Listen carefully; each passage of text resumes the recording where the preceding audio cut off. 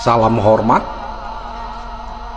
Ulasan ini hanya kajian saya saja, tanpa bermaksud merendahkan para pihak. Kita mulai. Pertunjukan boneka tak hanya ada di Indonesia, karena banyak pula negara lain yang memiliki pertunjukan boneka. Namun pertunjukan bayangan boneka atau wayang di Indonesia memiliki gaya tutur dan keunikan tersendiri yang merupakan mahakarya asli dari Indonesia. Untuk itulah UNESCO memasukkannya ke dalam daftar representatif budaya tak benda warisan manusia pada tahun 2003. Wayang adalah sebuah seni pertunjukan Indonesia yang berkembang pesat dan telah diakui dunia karena keunikannya yang dimiliki. Sama seperti batik. UNESCO pada tanggal 7 November tahun 2003 juga telah menobatkan wayang sebagai Masterpiece of Oral and Intangible Heritage of Humanity atau warisan mahakarya dunia yang tak ternilai dalam seni bertutur asli Indonesia. Wayang merupakan produk asli leluhur Bani Kahyangan Bumi Parahyangan, bukan impor dari budaya India. Kita bahas. Wayang asal katanya dari wa dan hyang. Wa artinya bunyi atau suara, yang artinya sesuatu yang dikultuskan manusia. Wayang, Sang Hyang Maha Tunggal, artinya suara Tuhan yang dikultuskan, yaitu Tuhan yang Maha Esa. Seperti dalam video episode sebelumnya yang berjudul Nabi Nuh itu orang Jawa, di mana manusia pertama di bumi adalah Bani Kahyangan.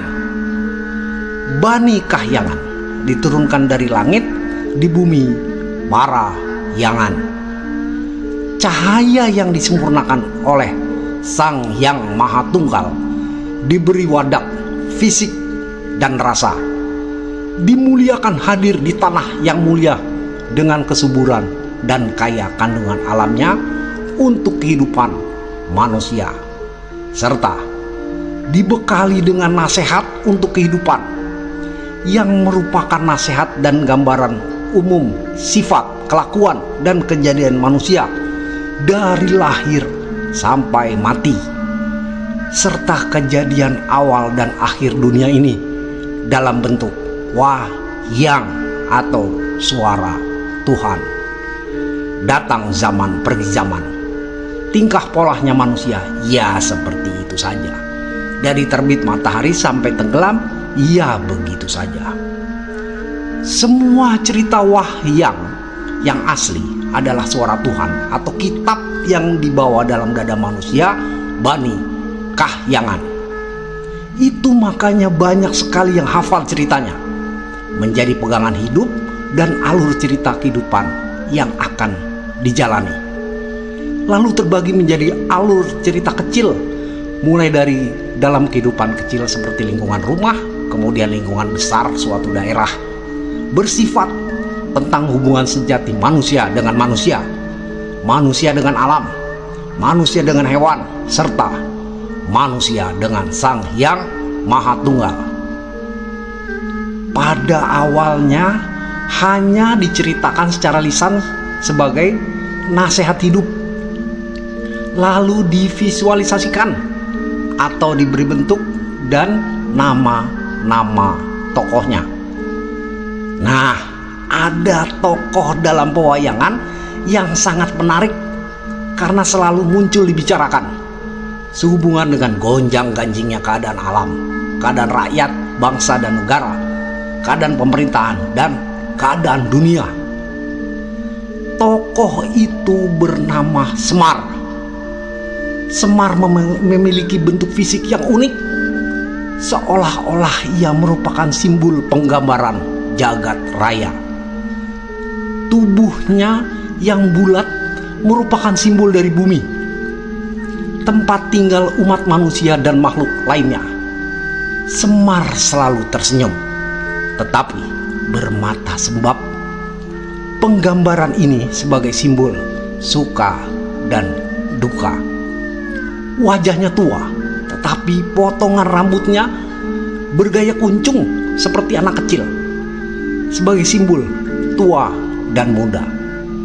Ia berkelamin laki-laki, tetapi memiliki payudara seperti perempuan, sebagai simbol pengayom pria dan wanita.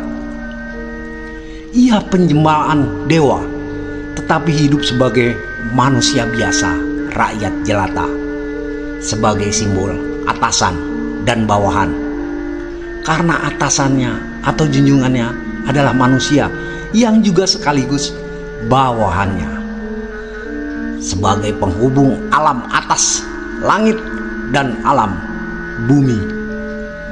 Semar sebagai penjelmaan dewa Batara Ismaya selalu mengabdi dan menjadi pamomong pada manusia-manusia kesatria yang selalu ingin menegakkan keadilan, menciptakan kedamaian dan ketentraman, menjaga keharmonisan kehidupan semua makhluk serta keselarasan dengan semesta alam. Semar selalu disertai oleh anak-anaknya, yaitu Gareng, Petruk, dan Bagong. Namun sesungguhnya ketiganya bukan anak kandung Semar. Gareng adalah putra seorang pendeta yang mengalami kutukan dan terbebas oleh Semar. Petruk adalah putra seorang raja bangsa Gandarwa, yaitu Prabu Gandar Waraja Bali. Sementara Bagong tercipta dari bayangan Semar berkat sabda sakti Sang Hyang Wenang. Dalam mitologi Jawa, bahwa manusia itu mempunyai saudara kembar 4, walau tidak menempati tubuh manusia. Sedulur papat, limo pancer, 4 saudara, dan diri sendiri. Untuk menjadi sempurnanya manusia, maka harus mengetahui saudara kembarnya ini, yaitu Semar, Gareng, Petruk, dan Togok.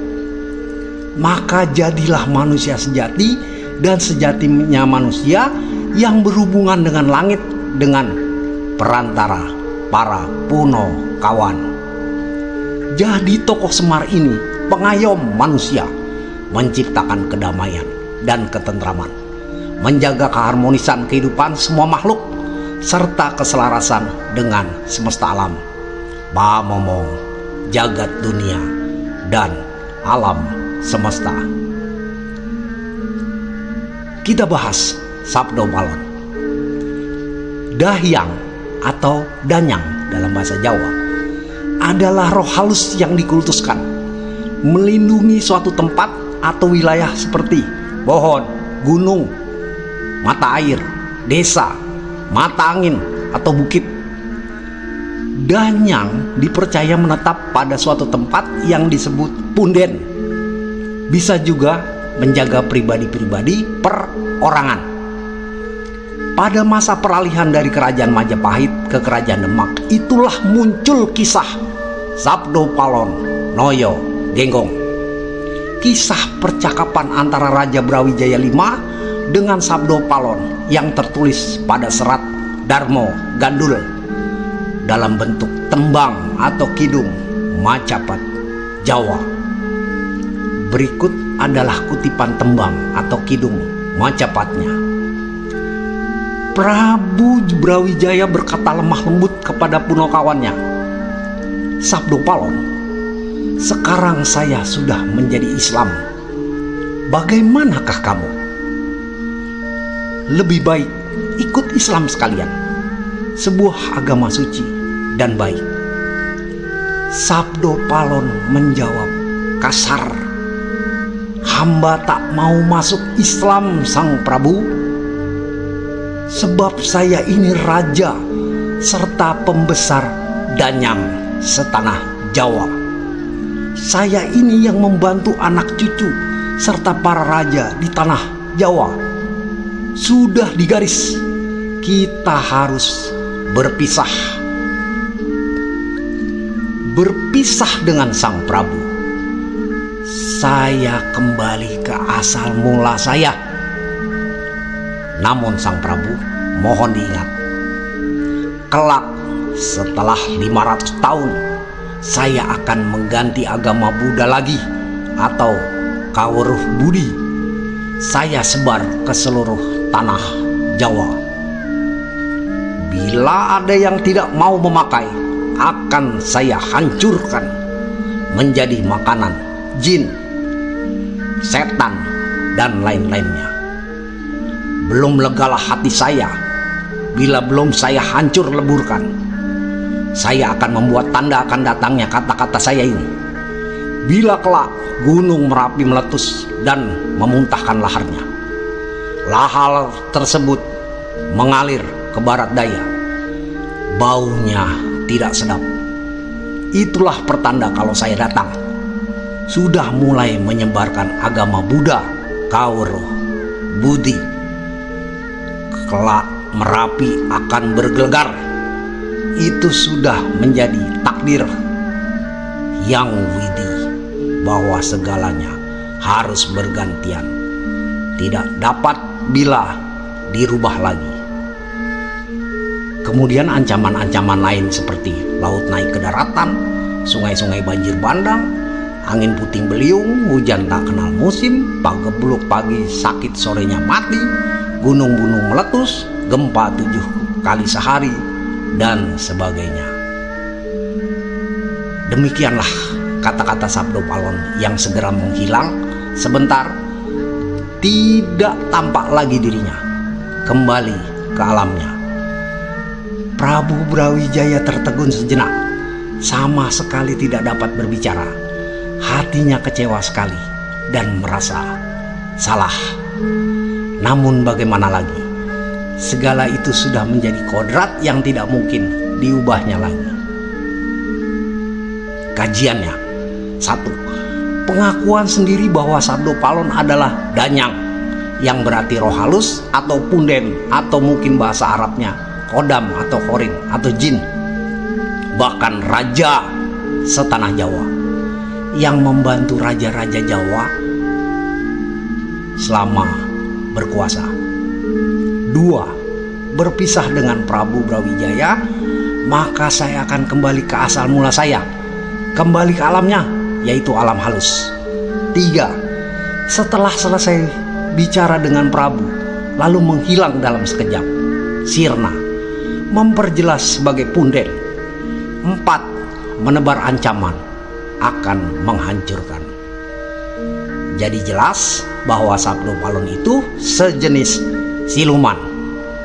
Berbeda dengan Semar yang pengayom manusia, menciptakan kedamaian dan ketentraman, menjaga keharmonisan kehidupan semua makhluk, serta keselarasan dengan semesta alam, pamomong jagat dunia dan alam semesta. Hebatnya lagi, Semar selalu muncul di setiap pementasan wahyang, pada lakon apapun.